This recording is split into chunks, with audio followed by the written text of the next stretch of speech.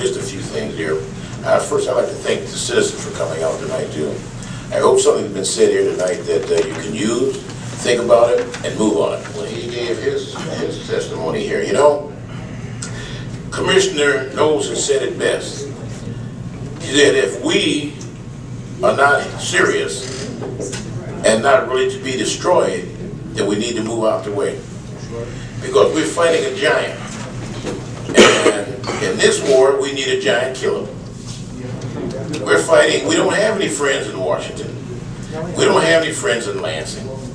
We have to fight for ourselves, ladies and gentlemen. And it is time for us now, citizens, to really take an active role. You see what they're trying to do. It's twofold. The one law was designed for Benton Harbor to strip us of our authority and to disenfranchise our residents. Secondly, they want to get rid of and defuse the unions. Thirdly, they want to make it difficult for college students to vote, if they're away at college, for them to vote. Okay? And we know that in the inner city, in the state cities where they have financial managers, it is predominantly Afro-Americans. And the big picture here is not to only penalize us, but to try and deny the president a second term. All of those areas are his power base.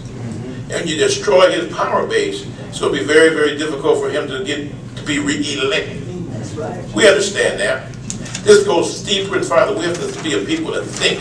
We listen to a lot of rhetoric, but we have to sit down and we have to think, and we'll collaborate with another, and we'll come up with the right answer every time. We talk about, someone mentioned, I think it was Commissioner Seats again, he mentioned Jackie Bell, the former treasurer of the city of Benton Harbor, who is now very ill. I guess the stress got to her like it has to many of us too. You know, if you have a decent name and someone comes to destroy your name, you have a problem with that. But think about this. She worked for the city council. She had information that she could probably share with us. What the council was getting ready to do is subpoena individuals who received money in the name of the city, which we didn't receive. She probably had information on that. Yes. Now she's ill. Think about this one too. Our city clerk, who had information for everyone, she's ill. Lou Gehrig's disease. Gee. No, everyone is employed by the city council in a position of authority and information. We can't get that information because they can no longer contribute it. They're not functional as they should be. And again, Commissioner Knowles said we have to be prepared for that too. When you're fighting for your home, someone wants to take your home, you have to be willing, ready to stand up, and he said die, not physically, but die to protect your home and your citizens. This is going to be a big job. This battle is not over yet.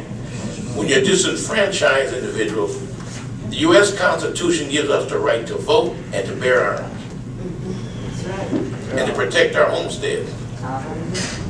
And when someone comes into you and they try and eliminate that, we the people have a right to defend ourselves and to not bend down to tyranny. And that's what the state of Michigan is trying to do. They say they're Republicans. I doubt it very seriously. If they are, they're rogue Republicans. The Republican Party's philosophy is limited government intervention in the lives of the citizens. The government who governs best is that who governs least. And they want to create more problems. They believe that you should not interfere with the rights of the citizens. They have a right for self-determination. Now they're taking all that away. Our ancestors and people have died to give us that right. And you got some people in Lansing, by the stroke of a pen, can take all that away. And again, we have what? We have 7,000 voters, they tell us, in Benton Harbor. And if we get 1,000 out at one time, we're doing great. That's deplorable. That's unacceptable, ladies and gentlemen. We're going to have to organize, and we're going to have to turn out to vote. This election is coming up as a prelude to the presidential election for President Obama. We got 7,000 voters. We want 7,000 people to go to the vote. Send him a message that we have his back. We can't let that happen, ladies and gentlemen. We have to think now. We have to put aside our differences and come together as a community. It's for our own survival. That's right. If we're at the 11th hour of this, we're out of here. I've been saying this for years. They're going to move us out to a place called Town Line. And you can't tell me that I own my house, they can't get me out. Well, that's just a dumb statement. You can't pay your taxes, you're not employed. You can't make the improvements in your home. What do you think? They can come in and tell you don't meet code. And put a sign on it, you have to go and move.